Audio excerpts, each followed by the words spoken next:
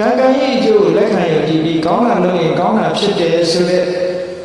အများကိုကူညီခြင်းနဲ့စိတ်အများရဲ့အကျိုးကိုလူလားတဲ့မေတ္တာစိတ်ရှိဘယ်ပုဂ္ဂိုလ်မျိုးပဲရှိဘယ်ရာသာဝယ်မဲရှိဘာသာနဲ့ဆိုင်အဲ့ဒါ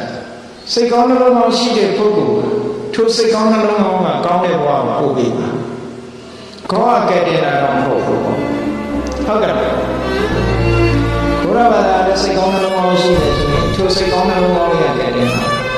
တရားရတဲ့တဲ့မဟုတ်ဘူးတို့တော့ဘုရားကဒီလိုထားမယ်လို့တေချာပေးထားတယ်ဆုံးမပေါ်တာပေးထားတယ်ဟောဒီကောင်းပြီအဲ့ဒီသမဏတော်ကြီးကအေးချမ်းချမ်းနဲ့